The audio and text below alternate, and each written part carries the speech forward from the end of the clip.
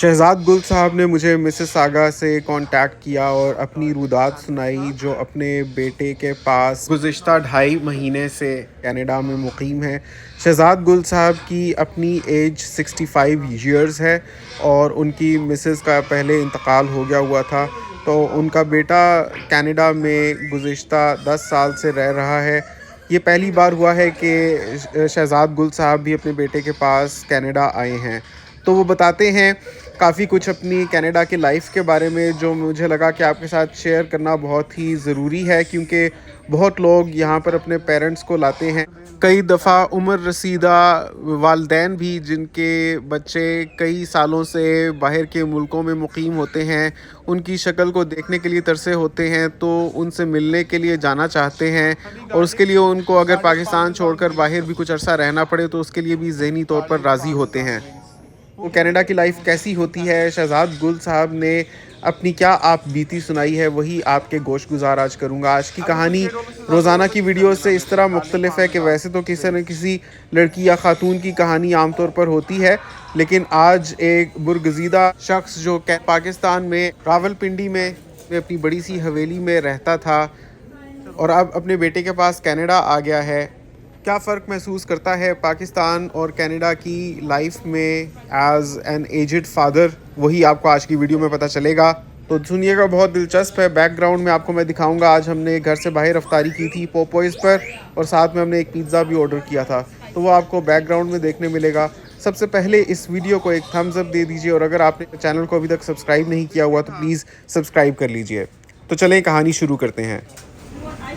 तो शहज़ाद गुल साहब बताते हैं कि कनाडा जब आने वाले थे ना, अभी से 5 महीने पहले, तो इतने खुश थे कि उनकी खुशी की कोई इंतहा नहीं थी। 10 साल से उनका बेटा कनाडा में रह रहा था, कनाडा की पीआर लेकर गया था और बीच में उसने सिर्फ 2 दफ़ा पाकिस्तान का चक्कर लगाया, एक दफ़ा 2 महीने के लिए और एक दफ़ा सिर्फ 1.5 महीने के लिए। तो कहते हैं कि आंखें तरस गई थी उसको देखने के लिए। और इनके 2 बेटे और 1 बेटी है और बाकी दोनों बच्चे इनके पाकिस्तान में ही होते हैं, उनकी अपनी शादियां हुई हैं और एक ये जो बेटा था ये कनाडा आ गया हुआ था। तो अपनी हवेली में बड़ी सी ये अकेले ही रहते हैं रावलपिंडी में और कहते हैं कि रावलपिंडी में मेरी ज़िंदगी बहुत ही मज़े की थी। मेरी रूटीन ये थी कि सुबह सुबह रोज़ाना उठ के नवाज़ शरीफ पार्क में चले जाना, उधर जाकर चहलकदमी करना। मेरी आदत है सुबह सुबह फ़जर की नमाज़ पढ़ के मैं 6 बजे या 5 बजे, कभी कभार तो 4:30 बजे भी मैं निकल जाता हूँ कि मैं नवाज़ शरीफ पार्क जाता हूँ। उधर मेरे और हल्का या बाब होता है और बहुत सारे हमारे दोस्त संगी यार उधर बैठ के आपस में गप्पे मारते हैं। पहले हम आधा घंटा वॉक करते हैं, फिर कोई सब्ज़ कहवा बना कर लाया होता है, कभी कभी कोई कश्मीरी चाय बना कर लाया होता है, पिंक टी। तो हम सब दोस्त आपस में बैठ के वहाँ पर गप्पे मारते हैं। वैसे रावलपिंडी में नवाज़ शरीफ पार्क में मेरा भी सुबह सुबह वॉक और जॉगिंग करने का इत्तेफाक हुआ है। मैं देखता था इस तरह से बुज़ुर्ग अफराद आपस में बैठ के काफ़ी खुश महसूस करते थे और ऐसे लगता था जैसे इनकी एक अलग ही कम्युनिटी है और इनकी एक अलग ही माहौल एक चल रहा होता था इनका। और सुबह सुबह एक दूसरे के साथ मिलते थे, एक दूसरे के साथ रंजो गम तो नहीं करते थे, खुशियाँ ही बांटते हमेशा देखे हैं और मजाक और शुगल मेला करते नज़र आते थे ये बाबे। तो शहज़ाद गुल साहब बताते हैं कि मेरा ख्वाब था अपनी ज़िंदगी में मैं भी बाहर के किसी मुल्क में जाता, दुनिया घूमता, लेकिन मैं जा नहीं पाया। ऐसा नहीं था कि पैसों की कमी थी या कुछ, लेकिन कुछ ख़ानदानी मजबूरियाँ, घरेलू ज़िम्मेदारियाँ ऐसी थीं। जवान ही था तो वालिद का इंतकाल हो गया था, तो छोटे छोटे बहन भाई थे, तो पाकिस्तान में ही अपना ज़रूरी कारोबार इन्होंने शुरू कर दिया था। खेतियाँ थी इनकी और उसमें ये फसल उगाते थे और फार्मिंग के बिज़नेस से मुंसलिक रहे हैं। रावलपिंडी में गुज़िश्ता 10 साल से रह रहे हैं, उससे पहले ये चकवाल, मियाँ वाली काफ़ी जगहों पे जाकर, जैसे अंदरून पंजाब में जो ज़रूरी ज़मीन है वहाँ पर जाकर आबियारी और काश्तकारी वगैरह करते रहे, वहाँ से काफ़ी इन्होंने अच्छा पैसा बनाया। तो फिर आखिर में आकर रावलपिंडी में अच्छी सी एक बड़ी सी हवेली इन्होंने बनाई है। तो कहते हैं कि मेरा अपना शौक़ था हमेशा से बाहर आने का, लेकिन वक्त हालात कुछ इस तरह के रहे कि कभी इत्तेफाक नहीं हो पाया। जवानी में ही मेरे बाप फोत हो गए थे, तो छोटे बहन भाई थे, तो पाकिस्तान में ही काश्तकारी का बिज़नेस मैंने शुरू किया। यहाँ पिंडी से पहले मियाँ वाली, चकवाल, साहिवाल में ज़रूरी ज़मीनों पर काश्तकारी करके वहाँ पर फार्मिंग की। और साथ में फिर शादी हो गई तो बच्चे पैदा होते गए, फिर उनको पालना-पोसना, उनमें अपनी ज़िंदगी वक़्फ़ हो गई, करते कराते बच्चे बड़े हो गए। अब पाकिस्तान में ही एक बेटा और एक बेटी शादी हुई हुई है, और एक बेटा ये वाला जो है ये 10 साल पहले पीआर लेकर कनाडा आ गया था, और तब से बस 2 दफ़ा ये पाकिस्तान का चक्कर लगा पाया है। एक दफ़ा 1 महीने के लिए आया था, एक दफ़ा डेढ़ महीने के लिए। तो मेरी मर्ज़ी थी कि मैं इसके साथ जाकर कनाडा में रहूँ, क्योंकि पाकिस्तान में मेरा अपना बहुत प्यारा घर है, एक हवेली है, क्योंकि सारी उम्र जो मेहनत की उसकी जमा पूँजी मैंने एक पिंडी के अच्छे से इलाके में एक हवेली बनाई। लेकिन अब दिल करता है कि मैं अपने पोते को भी देखूँ और अपने बेटे के साथ भी रहूँ, तो इस वजह से मैं ढाई महीने पहले कनाडा आया था। तो कहते हैं कनाडा आने से पहले मैं इतना खुश था, और मेरे जो संगी यार जो मुझसे मिलते थे रोज़ाना सुबह-सुबह नवाज़ शरीफ पार्क में कहते थे, हाँ, उड़ते कनाडा जो ले आए हैं, उड़ते जाके डॉलर कमासे। तो मुझे बड़ी खुशी होती थी कि हाँ, मैंने तो अब क्या ही डॉलर कमाने हैं, मेरा तो बेटा माशाल्लाह अच्छा खासा कमाता है वहाँ पे। लेकिन मेरी जो एक दिली मुराद थी सारी उम्र कहीं पाकिस्तान से बाहर घूमने की, मुझे लगता था कि अब मेरे बेटे के ज़रिए वो ख्वाहिश मेरी पूरी होने वाली है। तो मैं भी इंशाल्लाह निकलूँगा, मैं भी दुनिया देखूँगा। तो वैसे भी यहाँ पर मेरी काफ़ी अकेली सी ज़िंदगी थी मेरी, क्योंकि वाइफ़ का तो इंतकाल हो गया हुआ था। तो मैं अकेला ही इतने बड़े घर में रहता था। तो लेकिन ये है कि अपने दोस्तों यारों के साथ, और खूबसूरत इलाका है मेरा, तो पाकिस्तान में खुला-डुला सिस्टम है, पैसों की कोई कमी नहीं थी, बड़ा मज़ा आता था, अपने टर्म्स पे लाइफ़ जीता था मैं। तो मैंने सोचा कि चलो एक बार जाकर देखते हैं कनाडा। तो मैं ढाई महीने पहले आया, और मेन जो मुझे खुशी थी वो ये थी कि मेरा जो पोता है अरसलान, उसके साथ मुझे वक़्त गुज़ारने मिलेगा। वो अभी 1.5 साल का है, और मेरे बेटे का एक ही बेटा है वो। तो उसको मिलने का बड़ा दिल करता था। उससे पहले मैं फ़ोन पे उसके साथ बात करता था, तो फ़ोन पे मेरा बेटा मेरे से बात करा देता होता था। लेकिन अब मुझे था कि मैं इधर पहुँचूँगा, ख़ुद उससे मिलूँगा। तो बिलाल बेटा मैं क्या बताऊँ, बस मैं इधर आया तो मैंने देखा कि मेरी जो बहू है ना, उसकी शायद मर्ज़ी नहीं थी कि मैं यहाँ पे आऊँ। मैंने कहा कि आपको ये कैसे लगा? कहते हैं कि मेरा बेटा भी जॉब करता है और मेरी बहू भी जॉब करती है। तो मैंने कुछ बातें ऐसी सुनी, मेरी बहू कह रही थी मेरे बेटे को कि मेरा तब से बड़ा ही दिल ख़राब हुआ हुआ है। मैं 6 महीने का वीज़ा लगवा के आया था कनाडा, लेकिन मुझे लगता है कि मैं शायद यहाँ पर 4 महीने भी पूरे नहीं कर सकूँगा। ढाई महीने तो ख़ैर हो गए हैं, लेकिन अब मैं सोच रहा हूँ कि वापस जाऊँ। मैंने पूछा ऐसा क्या हो गया? कहते हैं कि मेरी अपने पोते के साथ काफ़ी क्लोज़नेस है, और वो बहुत मुझे पसंद करता है, उसको अच्छा लगता है जब मैं उसके साथ खेलता हूँ। लेकिन मैंने सुना मेरी बहू मेरे बेटे को कह रही थी कि जब ये दादा के पास से होके आता है इसमें से स्मेल आ रही होती है। और मैं हमेशा देखता था जब भी वो मुझसे मिल के जाए तो उसके बाद वो वॉशरूम में से उसकी माँ उसको नहला-धुला के शैम्पू करवा के निकाल रही होती। तो मैंने सोचता कि इतनी ठंड अभी पिछले महीनों गुज़री है, तो इसको क्यों रोज़-रोज़ नहाना पड़ता है? तो वो कहती नहीं अब्बा जी, बस इधर जरासीम होते हैं और मौसम का कुछ पता नहीं होता, तो इस वजह से इसको नहलाना पड़ता है। तो वो तो मैं चाय बनाने गया किचन में, तो दरवाज़े के पास से गुज़र रहा था, तो मुझे आवाज़ आई कि ये अब्बा के पास से जब भी आता है ना, इसमें से ऐसी गंदी स्मेल आ रही होती है कि इसको फिर नहलाना पड़ता है मुझे। ये अब्बा जी पता नहीं जिधर से ये इसको पपी करते हैं ना इसके गाल पे, वहाँ पर भी इसको इन्फेक्शन हुई हुई है, तो इसके लिए ये वाली क्रीम लेके आनी है। तो वो मेरी बहू बता रही थी।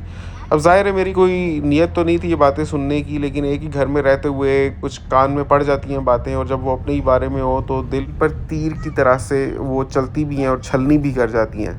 और मैंने ये भी देखा कि मेरे बेटे का भी रवैया मेरे साथ काफ़ी बदल गया है। पहले फ़ोन पर फिर भी बेहतर होता था, जब मैं पाकिस्तान में होता था और सिर्फ़ फ़ोन पर उसके साथ बात होती थी। अब जब से मैं यहाँ पर आया हूँ, तो मैंने देखा है कि ये लोग मुझे इस्तेमाल करना शुरू हो गए हैं। एक बात होती है कि मैं अपनी मर्ज़ी से कुछ भी करूँ, लेकिन अब मुझे लगता है कि मुझ पर ज़िम्मेदारियाँ डाल दी गई हैं।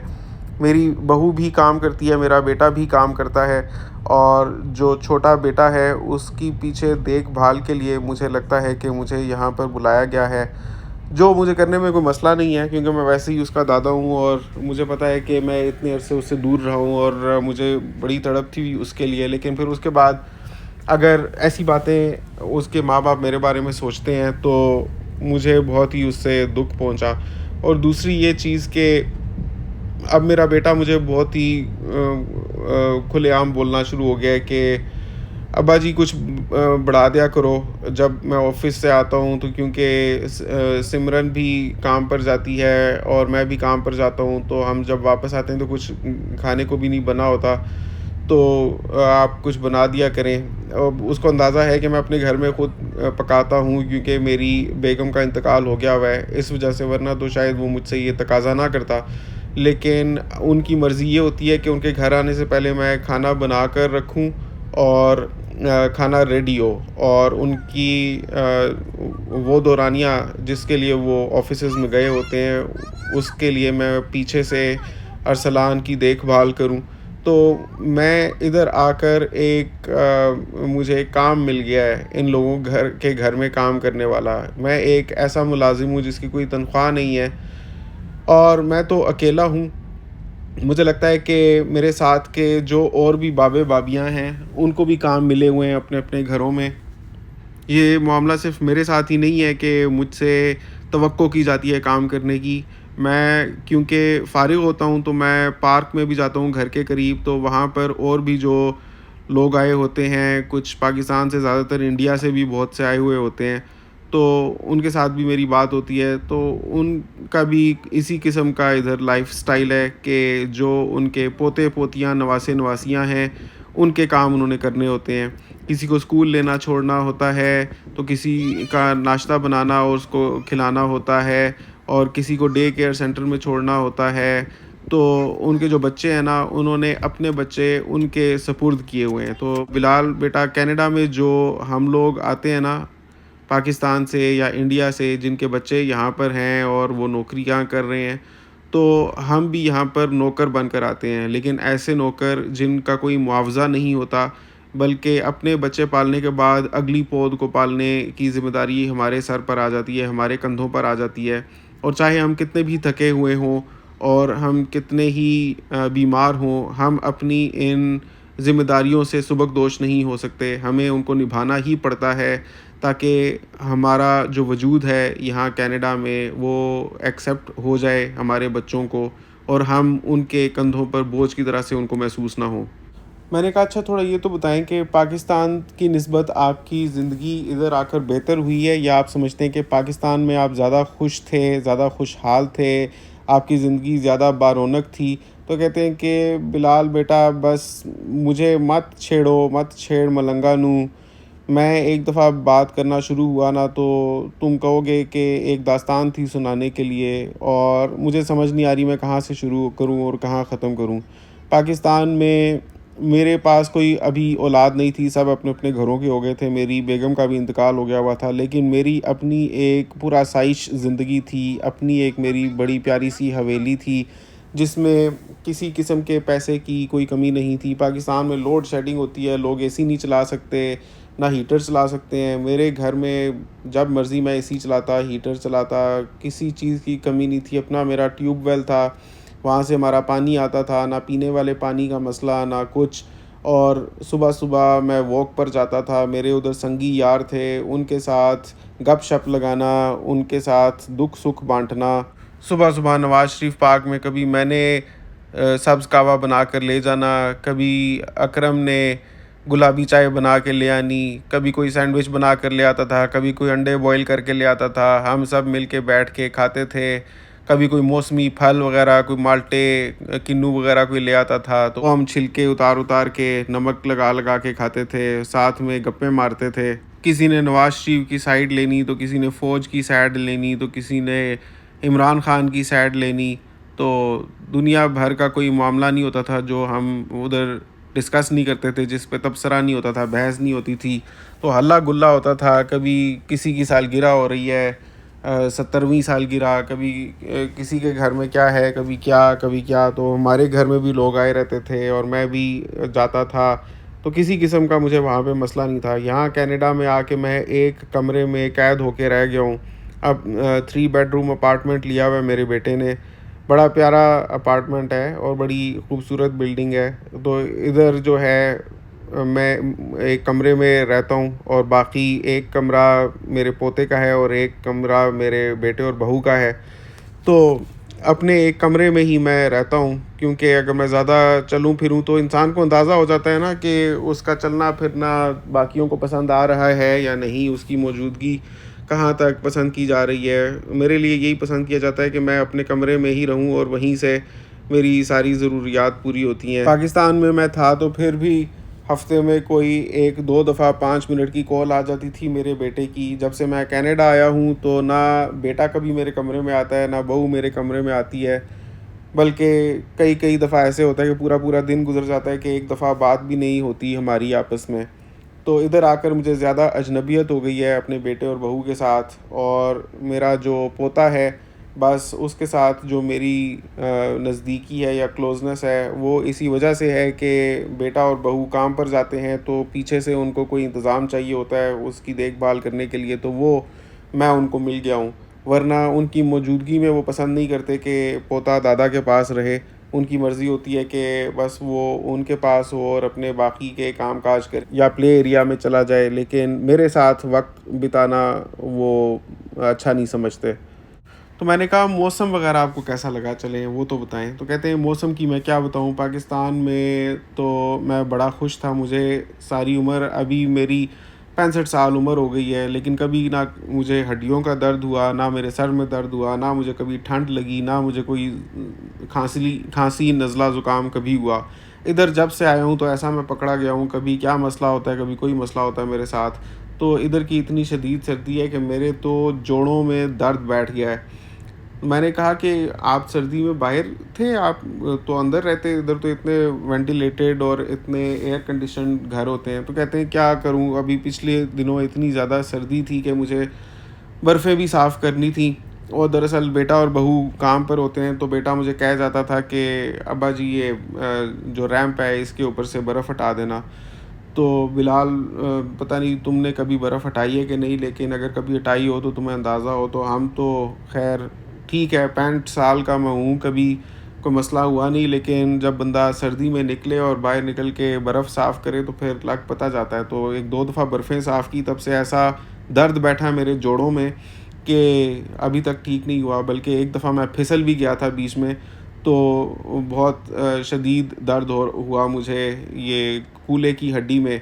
तो बेटा मेरा लेके गया अस्पताल, और उधर उन्होंने अभी अपॉइंटमेंट दे दिया है, और वो अपॉइंटमेंट जो मिलेगी, मुझे देखा जाएगा वो 2.5 महीने बाद की है डेट।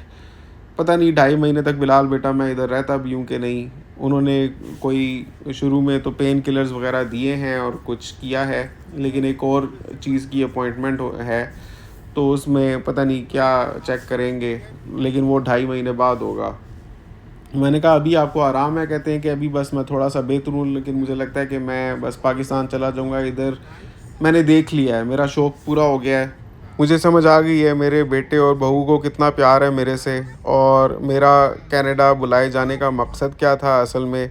उनके बेटे की देखभाल करना, उनके वापस आने से पहले उनके लिए खाना तैयार करना, इधर बर्फ़ें साफ़ करना और इनके काम-काज करना, और उसके अलावा बाकी सारा दिन अपने कमरे तक मैसूर रहना। तो ये मेरा काम है। मैं नहीं मानता ऐसी ज़िंदगी को। मैं पाकिस्तान में बहुत खुश था। हालाँकि मेरा अभी वीज़ा पड़ा हुआ है, और साढ़े 3 महीने का, अभी 2.5 महीने ही गुज़रे हैं। लेकिन मुझे लगता है कि मैं बस 1.5 महीने के अंदर-अंदर यहाँ से वापस चला जाऊँगा। पाकिस्तान में मेरी बादशाही थी और मेरे ताल्लुकात थे, कॉन्टैक्ट्स थे, लोग मुझे जानते थे, मैं उनको जानता था, और मेरी एक पुररौनक और हल्ले-गुल्ले वाली ज़िंदगी थी। मुझे क्या मत मारी हुई थी मेरी, मैं इधर उठ के आया। तो ये अपनी औलाद मैं पाल चुका हूँ, उसके बाद उसकी औलाद पालने के लिए मैं अपने आप को नहीं पेश कर सकता। ख़ास तौर पर ऐसी बहू के लिए जो पोते को मुझसे मिलने के बाद नलाती हो कि उसको उसमें से बो आती है मेरे मिलने के बाद। तो नाज़रीन, थोड़ा-सा मैंने उन्हीं का एक्सेंट आपके सामने रिक्रिएट करने की कोशिश की है ताकि आपको सही एसेंस में समझ आए। लेकिन बड़ा दुःख हुआ इनकी कहानी मुझे जानकर, और मुझे लगता है कि ये बहुत से बुज़ुर्ग अफ़राद की यहाँ पर हकीकत है कनाडा में, जिनके यहाँ पर औलाद होती है।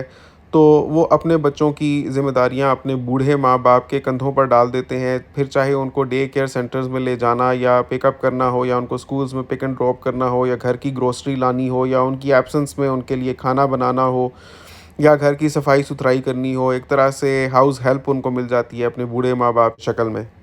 मैं समझ सकता हूँ कि यहाँ की मशीनी ज़िंदगी और इंतहाई मसरूफ़ तर्ज़ ज़िंदगी बच्चों को इतना मौका नहीं देता कि वो अपने बूढ़े वालदैन के साथ दिन में अच्छे तरीके से वक़्त बिताएँ, लेकिन कम से कम इतना तो हर कोई कर ही सकता है कि दिन में ज़्यादा नहीं, थोड़ा वक़्त वालदैन के लिए ज़रूर निकालें और उनके साथ 2 घड़ी प्यार के बोल बोलें, उनके साथ बैठें और उनके पाँव दबाएँ और उनकी हिम्मत बंधाएँ और उनको स्पेशल महसूस करवाएँ, क्योंकि ये तो अपनी ज़िंदगी में मसरूफ़ हैं और कनाडा में न जाने कब तक रहते रहेंगे, लेकिन ये बूढ़े माँ-बाप का साथ हमेशा नहीं होता। मेरे ख़्याल में यहाँ मगरिबी ममालिक में जो भी लोग अपने वालदैन को बुलाते हैं, तो उनकी नीयत ख़ालिस होनी चाहिए, तभी उनको अपने वालदैन को बुलाना चाहिए। उनकी नीयत उनसे मिलने की और उनको स्पेशल महसूस करवाने की, उनके साथ वक़्त बिताने की होनी चाहिए, ना कि उनसे अपने बच्चों के काम करवाने की होनी चाहिए। लेकिन अफ़सोस ये है कि ज़्यादातर लोग अपने वालदैन को यहाँ पर इसलिए बुलाते हैं और उनके वालदैन भी बस वक़्त यहाँ पर गुज़ारने पर मजबूर होते हैं। ज़्यादा से ज़्यादा उनकी दौड़ अपने कमरे से निकल कर करीबी पार्क तक होती है या वापस अपने कमरे तक आ जाने की होती है, क्योंकि वो गाड़ी चलाकर कहीं जा भी नहीं सकते, तो उनके पास कोई ड्राइविंग लाइसेंस नहीं होता और अगर हो भी तो कोई घर में गाड़ी होती नहीं है, क्योंकि एक ही गाड़ी होती है। वो बेटा ऑफ़िस लेकर गया होता है, 2 हों तो बेटा और बहू दोनों अपने-अपने ऑफ़िसेज़ में लेकर गए होते हैं, तो घर में कोई गाड़ी वग़ैरह नहीं होती। तो ज़्यादा से ज़्यादा अगर उनको आज़ादी मिली हो ही इतनी, तो बस ये होगा कि बस का कार्ड बनाया होगा तो बस में सफ़र करके वो मार्केट तक चले जाएँगे। वहाँ भी अगर उनके बच्चों को पता चल जाएगा कि ये बस पे ट्रैवल करके मार्केट तक जा सकते हैं, तो उनके कंधों पर ग्रोसरी और सौदा सलफ़ लाने की ज़िम्मेदारी थोप दी जाएगी। तो ऐसा लाइफ़स्टाइल होता है कुछ लोगों का यहाँ पर, तो वो बड़े खुशनसीब होते हैं जिनको स्पेशल महसूस करवाया जाता है ऐसे कंट्रीज़ में बुलाकर। आपका अगर ऐसा कोई भी तजुर्बा रहा है तो नीचे कमेंट्स में ज़रूर शेयर कीजिएगा और आप क्या समझते हैं कि उनके बेटे को क्या करना चाहिए, अपने रवैये में किस तरह की तब्दीली लानी चाहिए ताकि बाप ऐसा महसूस ना करता जैसा शहज़ाद गुल साहब कर रहे हैं। मज़ीद ये कि अगर आपकी कोई भी कहानी है जो आप मेरे साथ शेयर करना चाहते हैं, तो मेरा व्हाट्सएप नंबर डिस्क्रिप्शन में गिवन है, वहाँ पर आप मुझे कॉन्टैक्ट करके अपना पूरा वॉइस मैसेज छोड़ सकते हैं। मैं फ़ुर्सत पाते ही आपका वॉइस मैसेज सुनूँगा। अगर मुझे ज़रूरत महसूस होगी तो मैं आपको रीच बैक भी करूँगा उसके बारे में और आपकी कहानी मैं व्यूअर्स के सामने भी रखूँगा ताकि वो अपने कमेंट्स का इज़हार ज़रूर करें। इससे बहुत से लोगों की हेल्प हो जाती है। उम्मीद करता हूँ आपको आज की वीडियो पसंद आई होगी। मुझे दुआओं में याद रखिएगा। आपसे मुलाकात होती है इंशाल्लाह अगली वीडियो में। तब तक के लिए अपना बहुत ख़्याल रखिएगा। अल्लाह हाफ़िज़।